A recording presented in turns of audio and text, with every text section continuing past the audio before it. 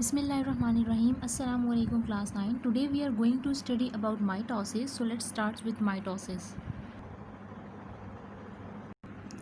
Mitosis topic on page number 89. सबसे पहले आ जाते हैं डिस्कवरी की तरफ. In 1880 a scientist Walther Fleming observe the division of nucleus. उसने न्यूक्लियस देखा और उसके अंदर देखा कि एक न्यूक्लियस जो है वो डिवाइड होकर आगे दो न्यूक्लियस के अंदर जा रहा है. तो बेसिकली उसने जब इसको ऑब्जर्व किया तो उसने देखा इस न्यूक्लियस के अंदर तो डिवीजन हो रही है. उस डिवीजन को बेसिकली नाम दिया माइटोसिस. डेफिनेशन की तरफ आ जाते हैं. It is a type of a cell division. ये सेल डिवीजन की एक टाइप है जिसके अंदर cell divides into two daughter cells. For example एक ये सेल है, ये सेल आगे जाकर दो डॉटर सेल्स अपने ही जैसे दो डॉटर सेल्स बनाएगा. Each with same number of chromosomes as present in the parent cell. For example इसके अंदर 12 क्रोमोजोम्स है पेरेंट सेल के अंदर, तो इस डॉटर सेल के अंदर भी 12 क्रोमोजोम और इसके अंदर भी 12 क्रोमोजोम्स होंगे. यानी जैसे पेरेंट के अंदर क्रोमोजोम है, जैसे पेरेंट की करैक्टरिस्टिक्स और खसूसियात है, इसी तरह डॉटर सेल्स या फिर आपके जो न्यू सेल्स प्रोड्यूस हुए उसके अंदर भी वही तमाम करैक्टरिस्टिक्स और खसूसियात मौजूद होंगी. This is all because of mitosis. एक और चीज़ यहाँ पे डिटेल में बता दूं, पेरेंट और डॉटर सेल्स दोनों एक दूसरे के रेप्लिका होते हैं. रेप्लिका मतलब जैसे हम लोग कहते हैं ना कि ये इस चीज़ का रेप्लिका है, बिल्कुल हू बहू वैसा ही है. तो ये डॉटर सेल्स और पेरेंट सेल्स आपस में एक दूसरे के रेप्लिका होते हैं. इनमें किसी किस्म की कोई गुंजाइश नहीं होती क्योंकि कोई चीज़ डिफरेंट हो सकती है. और जैसे हम कहते हैं ना पेरेंट्स का आई कलर, हेयर कलर, तो वो माइटोसिस के अंदर शुमार नहीं होता. माइटोसिस सिंपल एक डिवीजन है. आपका सेल जो है वो डिवाइड होता जा रहा है और एग्जैक्ट रेप्लिका, एग्जैक्ट कॉपीज़ निकल रहे हैं. किसी किस्म का कोई चेंज नहीं है. अगर कोई चेंज आता है तो वो मीओसिस होता है और वो अभी हम इंशाल्लाह नेक्स्ट लेक्चर्स में डिस्कस करेंगे. तो आगे चलते हैं. अब सेल डिवीजन की टाइप्स देख लेते हैं. अब मैंने जो मियोसिस का जो है वो आपके सामने नाम लिया है तो वो कहाँ से लिया है वो भी देख लेते हैं. सेल डिवीजन एक सेल के अंदर जो है वो क्या हो रहा होता है. अगर आपका फॉर एग्जांपल आपकी बॉडी है या मेरी बॉडी, किसी ह्यूमन की बॉडी ले लेते हैं, उसके अंदर दो तरह के सेल्स मौजूद हैं. पहले किस्म के सेल हैं सोमैटिक सेल्स. आपने ये सेल्स के नाम पहले कभी नहीं सुने होंगे इसलिए आपके लिए नए हैं. Somatic cells our body cells. मेरी बॉडी फॉर एग्जांपल मेरा ये हाथ है, मेरे हाथ की स्किन है, इसके अंदर जितने सेल्स हैं इस वक्त these are somatic cells. Germ cells. What are germ cells? These are the cells which are involved in parenting. ये पेरेंट से डॉटर न्यूक्लियाई या डॉटर सेल बनने के अंदर यूज़ होते हैं. सिर्फ और सिर्फ रिप्रोडक्शन में यूज़ होते हैं ये cell, germ cells. Somatic cells कौन से? आपकी बॉडी के eye cell, hair cell, skin cells, liver cells, stomach cells, intestine cells और कोई से भी मसल सेल्स हो सकते हैं. तो वो तमाम के तमाम बॉडी सेल्स हैं, उनको क्या कहते हैं? सोमैटिक सेल्स कहते हैं. और उनके अंदर माइटोसिस होती है. जबकि वो सेल्स जो कि रिप्रोडक्शन में इन्वॉल्व हैं उनको जर्म सेल्स कहते हैं. और उन जर्म सेल्स के अंदर माइटोसिस के बजाय मीओसिस होती है. मीओसिस और माइटोसिस एक डिफरेंट प्रोसेसेस हैं. क्या डिफरेंस है वो इंशाल्लाह आगे डिस्कस करेंगे. यहाँ पे हमने सिर्फ सेल की डिवीजन देखनी थी. सोमैटिक सेल्स के अंदर कौन सी डिवीजन हो रही है और जर्म सेल्स के अंदर कौन सी डिवीजन हो रही है, और सोमैटिक सेल्स कौन से सेल हैं और जर्म सेल कौन से सेल्स हैं. अब आ जाते हैं types of cells on the basis of cellular organisation. कि आपका सेल कौन सी एक सेल से बना हुआ है या डिफरेंट सेल से मिलकर बना हुआ है, उसके अंदर न्यूक्लियस मौजूद है या नहीं मौजूद. तो इस वजह से सेल को अगर हम डिवाइड करें तो सेल प्रोकैरियोटिक और यूकैरियोटिक सेल में डिवाइड होता है. प्रो मीन्स विदाउट, ठीक है. वो सेल जिसके अंदर न्यूक्लियस जो है वो प्रॉपर नहीं होता उनको प्रोकैरियोट्स कहते हैं. और जिनके अंदर nucleus, endoplasmic reticulum, Golgi apparatus, lysosomes, vacuole, cell wall, cell membrane, हर चीज़ फुली डेवलप्ड है, उसको यूकैरियोटिक सेल कहते हैं. और ये हम पहले पढ़ चुके हैं. अब मैंने आपको बेसिकली रिप्रोडक्शन के मुतालिक बताना है. प्रोकैरियोटिक सेल में सिंपल बाइनरी फिजन होती है. बाइनरी फिजन मतलब एक सेल है, उस एक सेल्स जो है वो क्या होंगे, आहिस्ता आहिस्ता टूटेगा. ये सेल जो है वो बड़ा होगा और बड़ा होने के बाद दो सेल के अंदर डिवाइड होगा. इस तरह आपके पास दो सेल्स बन जाएंगे. ये सिंपल बाइनरी फिजन है, ठीक है. ये अपने पेरेंट के कॉपी होगा, रेप्लिका होगा. अब आ जाते हैं यूकैरियोट में. यूकैरियोट में बाकायदा माइटोसिस का प्रोसेस होता है. माइटोसिस के डिफरेंट स्टेजेस इन्वॉल्व होते हैं. अब स्टार्ट करते हैं अपने माइटोसिस को कि माइटोसिस के अंदर कौन कौन सी फेजेस जो हैं वो आती हैं. बेसिकली माइटोसिस याद रखिएगा हमेशा दो फेजेस पे जो है वो डिपेंड करता है. करियोकाइनेसिस and cytokinesis. करियोकाइनेसिस, karyo KARYO, karyo means nucleus, kinesis means division. Division of the nucleus is known as karyokinesis. Cytokinesis नाम बता रहा है, cyto means cytoplasm, kinesis mean division. Division of cytoplasm is known as cytokinesis. Mitosis की कितनी phases हैं? सिर्फ और सिर्फ दो फेजेस हैं, ठीक है. करियोकाइनेसिस जिसमें न्यूक्लियस डिवाइड हो रहा है, साइटोकाइनेसिस जिसके अंदर साइटोप्लाज्म डिवाइड हो रहा है। अब करियोकाइनेसिस की आगे से कुछ सब स्टेजेस हैं जो कि प्रोफेज, मेटाफेज, एनाफेज और टीलोफेज है। ये 4 फेजेस करियोकाइनेसिस के अंदर हैं, जबकि साइटोकाइनेसिस के अंदर इस तरह की कोई फेज़ नहीं। ये सिंपल आपकी जो है साइटोप्लाज्म डिवाइड होता है, आपकी साइटोकाइनेसिस कंप्लीट हो जाती है। लेकिन करियोकाइनेसिस में ऐसा कोई मसला नहीं है। इसके अंदर बाकायदा 4 फेजेस हैं, 4 स्टेजेस हैं। हर स्टेज का अपना काम है, हर स्टेज का अपना स्पेसिफिक स्ट्रक्चर, शेप और फंक्शन है। ठीक है, अब जो हम बेसिकली स्टार्ट करेंगे वो करियोकाइनेसिस पहले कंप्लीट करेंगे, उसके बाद साइटोकाइनेसिस की तरफ चलेंगे, तरतीब वाइज चलेंगे। करियोकाइनेसिस मैं बता चुकी हूँ डिवीजन ऑफ न्यूक्लियस है। उसके बाद आज देखेंगे प्रोफेज। इस टॉपिक को पूरे के पूरे माइटोसिस के टॉपिक को 2 हिस्सों में डिवाइड किया गया है, जिसमें से पहला हिस्सा सिर्फ और सिर्फ करियोकाइनेसिस और प्रोफेज है, जबकि मेटाफेज, एनाफेज, टीलोफेज और साइटोकाइनेसिस सेकेंड लेक्चर में आपको समझाया जाएगा। आ जाते हैं करियोकाइनेसिस की तरफ। Now, as you all know, what is karyokinesis? The division of the nucleus is known as karyokinesis. सबसे पहले हम इसकी सब हेडिंग नंबर 1 देखने जा रहे हैं, which is prophase. This is prophase. Prophase की बेसिकली फेज़ या फिर स्टेज के अंदर क्या होता है, हमारे न्यूक्लियस के अंदर जितना भी मटेरियल, जेनेटिक मटेरियल मौजूद होता है वो इस क्रोमेटिन की शक्ल में यानी थ्रेड्स की फॉर्म में मौजूद होता है। और ये थ्रेड्स लंबे लंबे लूज थ्रेड्स होते हैं, जिसको हम क्या कहते हैं, क्रोमेटिन। जैसे ही प्रोफेज की स्टेज स्टार्ट होती है, ये क्रोमेटिन मटेरियल कंडेंस होना शुरू हो जाता है। कंडेंस मतलब थिक होना, मोटा होना। और ये देखें, ये थ्रेड थिक होगा और छोटा होगा, अपने आप को स्क्वीज़ करेगा। ये लंबा लंबा, फॉर एग्जांपल ये इतने लंबे लंबे जो थ्रेड्स हैं, ये कंडेंस होगा और ये थिक होके छोटा होकर आपके पास क्या बना देगा, क्रोमोज़ोम बना देगा। कंडेंसेशन के बाद आपके पास क्रोमोज़ोम बना है।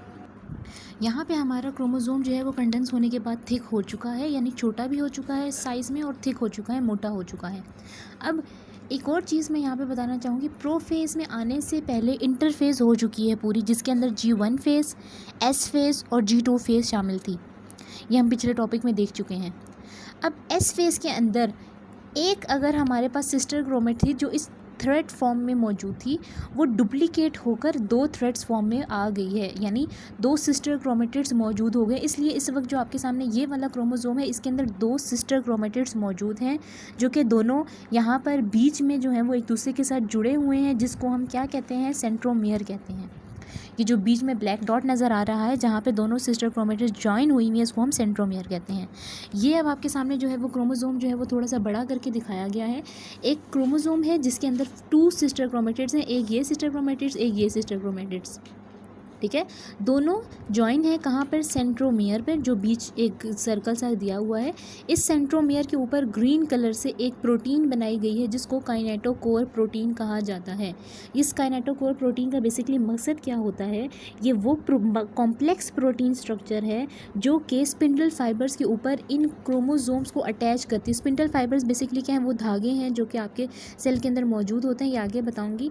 लेकिन ये काइनेटोकोर्स जो हैं, ये उन धागों के ऊपर चिपक जाते हैं, यानी टाई अप हो जाते हैं, ये स्टिक हो जाते हैं, जिसकी वजह से आपके क्रोमोसोम्स चिपक कर एक दूसरे से सिस्टर क्रोमेटिड्स अलग हो जाती हैं। तो ये बेसिकली मैंने यहाँ पे आपको क्या बताया कि क्रोमेटिन मटेरियल लूज स्ट्रक्चर है जो कि कंडेंस होकर क्रोमोसोम्स बना देते हैं। क्रोमोसोम्स जो है वो हमारे पास सेंट्रोमियर होता है, बीच में 2 सिस्टर क्रोमेटिड्स एक दूसरे के साथ ज्वाइन होती हैं। सेंट्रोमियर के ऊपर एक कॉम्प्लेक्स होता है प्रोटीन का, जिसको हम काइनेटोकोर प्रोटीन कहते हैं। अब चलते हैं नेक्स्ट पॉइंट की तरफ। अब आ जाते हैं एनिमल सेल्स पे। एनिमल सेल की जो शेप है वो कुछ इस तरह की होती है, बीच में जो है वो हमारे पास न्यूक्लियस मौजूद होता है और साइड पर 2 सेंट्रियोल्स मौजूद होते हैं। ठीक है, सेंट्रियोल का स्ट्रक्चर हम पिछले चैप्टर में डिटेल में पढ़ चुके हैं। 2 सेंट्रियोल्स एक दूसरे पे 90 डिग्री के एंगल पे रखे हुए होते हैं, दोनों को कलेक्टिवली हम सेंट्रोसोम कहते हैं। एनिमल सेल के अंदर डिवीजन होती है इस सेंट्रियोल की, और ये सेंट्रोसोम 2 सेंट्रोसोम्स बना लेता है। लेट्स सपोज एक घेरा और एक घेरा, ये डिवाइड होकर दोनों एक दूसरे की ऑपोजिट जगह पर चले जाते हैं। डिवाइड मतलब इस सेंट्रियोल से ये वाला सेंट्रियोल निकला और इस सेंट्रियोल से ये वाला सेंट्रियोल निकला, पेरेंट्स से ऑफस्प्रिंग सेंट्रियोल निकले और वो उन्होंने ऑपोजिट पोल्स की तरफ मूव कर लिया। एक अगर साउथ पोल पे है तो दूसरा नॉर्थ पोल पे है। ठीक है, अब सेंट्रियोल्स में बेसिकली मकसद क्या होता है, ये जो सेंट्रियोल्स हैं, ये जो आपके सामने 2 सेंट्रियोल्स हैं, ये आपके साइटोप्लाज्म, ये जो साइटोप्लाज्म है इसके अंदर भी तो कोई प्रोटीन होती है ना हमारे पास, जो साइटोस्केलेटन बना रहा होता है। कौन सी प्रोटीन होती है? ट्यूब्यूलिन होती है, यहाँ पे मैंने लिखा हुआ है ट्यूब्यूलिन प्रोटीन होती है। और इसके अलावा आपके जो ये सेंट्रियोल्स हैं उसके अंदर माइक्रोट्यूब्यूल्स मौजूद हैं। ट्यूब्यूलिन और माइक्रोट्यूब्यूल्स दोनों मिलकर माइटोटिक स्पिंडल्स बनाते हैं, जिसको स्पिंडल फाइबर्स भी कहा जाता है। ये स्पिंडल फाइबर्स, ये धागे जो निकल रहे होते हैं, ये बेसिकली क्या होते हैं? माइटोटिक स्पिंडल होते हैं। बनते कैसे हैं? आपके साइटोस्केलेटन से या साइटोप्लाज्म से ट्यूब्यूलिन प्रोटीन और आपके माइक्रोट्यूब्यूल्स दोनों ज्वाइन होते हैं और आपके पास स्पिंडल फाइबर्स या फिर माइटोटिक स्पिंडल्स बनाते हैं। ये दोनों एक ही चीज़ है, माइटोटिक स्पिंडल और स्पिंडल फाइबर एक ही चीज़ है। ये सेंट्रियोल्स से या सेंट्रोसोम हम क्यों कह रहे हैं? क्योंकि ये 2 कलेक्टिवली मैं सेंट्रोसोम कह रही हूँ, वरना मैं कहूँगी 2 सेंट्रियोल, लेकिन मैं कलेक्टिवली इसको कह सकती हूँ ये वाला सेंट्रोसोम और ये वाला सेंट्रोसोम। इसके अंदर से माइटोटिक स्पिंडल निकल रहे हैं या स्पिंडल फाइबर्स निकल रहे हैं, धागे नुमा चीज़ होती है। ये धागे क्यों निकल रहे हैं? तो बेसिकली ये जो न्यूक्लियस है इसके अंदर, यहाँ पर फॉर एग्जांपल ये जो वहाँ पे मैंने रेड कलर के क्रोमोसोम्स बनाए वो यहाँ पे मौजूद हैं इसके अंदर, ठीक है। जब प्रोफेज स्टार्ट था तो ये मैंने कहा था कि इस तरह धागे की नुमा में जो है वो मौजूद होंगे। फिर उसके बाद क्या होगा? कंडेंसेशन होगी, ये धागे जो हैं वो मोटे हो जाएंगे और थिक हो जाएंगे और छोटे हो जाएंगे। और उसके बाद कंडेंसेशन के बाद क्या होगा? ये जो न्यूक्लियस है उसकी इन्वेलप है यानी दीवार है, प्रोफेज में वो न्यूक्लियर इन्वेलप रप्चर हो जाएगी यानी फट जाएगी और क्रोमोसोम्स जो हैं वो आपके साइटोप्लाज्म के अंदर बाहर आ जाएंगे। ये प्रोफेज की स्टेज है। इस स्टेज में क्या होता है कि हमारी ये जो न्यूक्लियर इन्वेलप है ये फट जाती है यानी रप्चर हो जाती है या डैमेज हो जाती है और क्रोमोसोम साइटोप्लाज्म के अंदर आ जाते हैं, जैसे यहाँ पर रेड कलर में मौजूद है। और उसके बाद आपकी माइटोसिस का जो डिवीजन है, सेल का डिवीजन है, वो स्टार्ट होती है। सो this is your book page number 91। यहाँ पर भी आपको माइटोसिस की जो है वो डायग्राम दी हुई है, फुल साइकिल बना हुआ है। यहाँ पे इसको पढ़ना देख लेते हैं कि कैसे होता है। इंटरफेस, सबसे पहले नंबर से यहाँ से पढ़ना शुरू करते हैं। इंटरफेस में बेसिकली क्या होता है हम लोग पढ़ चुके हैं। G1 फेस, S फेस और G2 फेस। इन्होंने यहाँ पे G2 फेस बताई हुई है जिसमें आपके पास क्रोमेटिन मटेरियल, न्यूक्लियस और सेंट्रोसोम वगैरह सब मौजूद हैं। सारी की सारी प्रोटीन्स बन चुकी हैं, मेटाबॉलिक एक्टिविटीज़ हो चुकी हैं, सेल प्रिपेयर है कि वो आगे डिवाइड हो सके। इंटरफेस के बाद माइटोसिस स्टार्ट हो रही है और prophase, metaphase, anaphase, telophase, cytokinesis, ये बेसिकली क्या है? माइटोसिस के स्टेजेस हैं। इंटरफेस के बाद सेल एंटर हो गया प्रोफेज में, माइटोसिस की ही वो फेज़ है। इसमें क्या होता है? Chromatin condenses, centrosome replicates. Chromatin जो है वो देखें, पहले कुछ धागे तो यहाँ पे कितने ज़्यादा जो हैं वो आपके धागे मोटे होना शुरू हो गए हैं और छोटे यानी साइज़ में छोटे होना शुरू हो रहे हैं। और ऊपर ये जो सेंट्रियोल से बारीक सा है, ये मैं आपको जूम करके दिखाती हूँ। ये देखें, ये सिर्फ 2 थे, 1, 2 सेंट्रियोल। इन दोनों को इकट्ठा पड़े तो सेंट्रोसोम कहलाते हैं।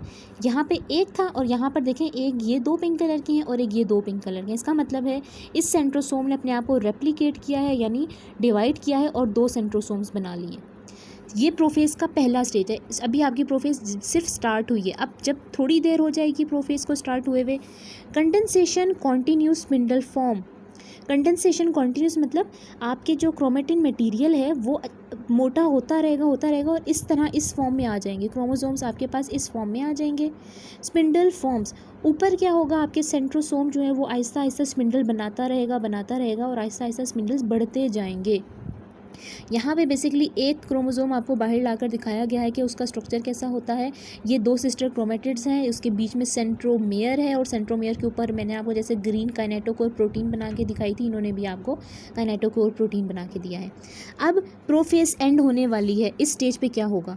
Nuclear envelopes break. मैंने बताया था ये न्यूक्लियस की जो आपकी इन्वेलप है, ये जो पिंक कलर की है, न्यूक्लियर लेयर है, न्यूक्लियर इन्वेलप है, ये ब्रेक हो जाएगी, ये फट जाएगी। देखिए कुछ जर्रे उसके रह गए हैं अभी उस न्यूक्लियर इन्वेलप के, बाकी सारी न्यूक्लियर इन्वेलप जो है वो फट गई है। आपके 2 सेंट्रियोल्स या सेंट्रोसोम, ये वाला सेंट्रोसोम ऑपोजिट पोल्स पे आ गए। एक साउथ पे है तो एक नॉर्थ पे है, या एक ईस्ट पे है तो एक वेस्ट पे, ऑपोजिट पोल्स पे आ गए हैं। स्पिंडल फाइबर्स पूरी तरह बन चुके हैं और आपका न्यूक्लियर इन्वेलप ब्रेक हो चुका है। सारे के सारे क्रोमोसोम जो कंडेंस हुए थे, मोटे हुए थे, वो आपके साइटोप्लाज्म के अंदर आ गए हैं।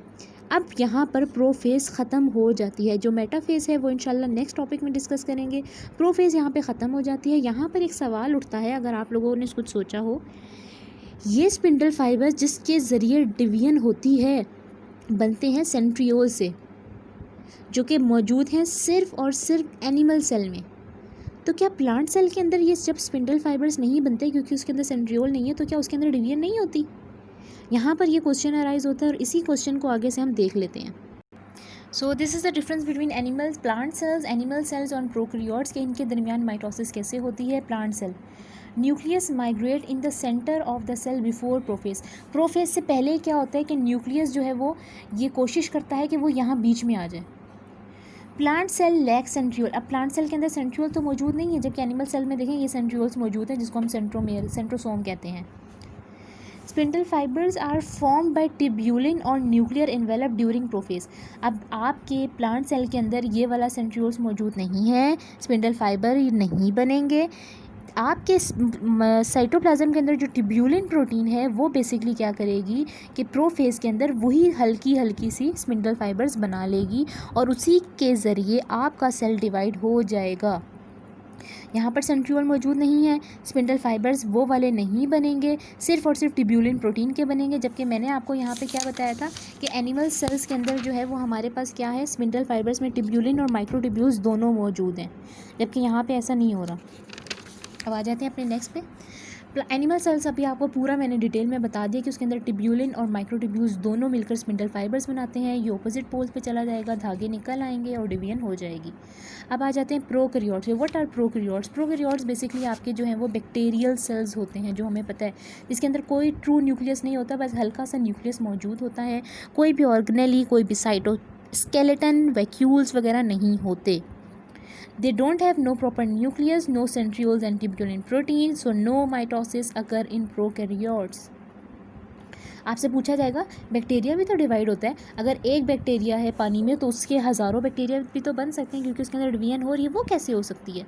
तो हाँ, क्या उसके अंदर माइटोसिस हो रही है? आपको कंफ्यूज करने के लिए पूछा जा सकता है, तो आप कहेंगे नहीं, उसके अंदर माइटोसिस नहीं हो रही। माइटोसिस सिर्फ और सिर्फ उसके अंदर होती है जिसके अंदर स्पिंडल फाइबर्स बन रहे हैं, और स्पिंडल फाइबर्स इस वक्त आपके पास एनिमल सेल्स ट्यूब्यूलिन और माइक्रोट्यूब्यूल्स बना रहे हैं, जबकि प्लांट सेल में सिर्फ और सिर्फ ट्यूब्यूलिन बना रहा है। तो इन दोनों के अंदर हमारे पास माइटोसिस होती है, जबकि प्रोकैरियोट्स के अंदर माइटोसिस नहीं होती।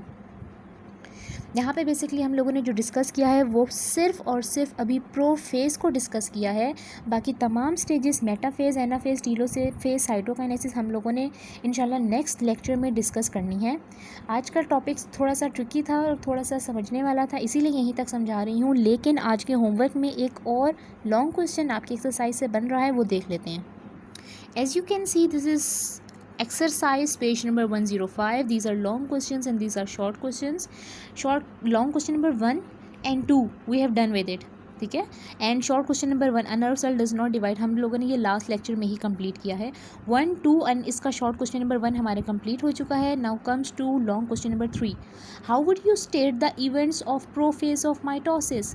यानी आज जो हमने अभी आज के लेक्चर में पढ़ा है कि माइटोसिस के प्रोफेज के अंदर कौन कौन सी तब्दीलियाँ हो रही हैं, आपने वो बतानी है और पॉइंट्स में बतानी है।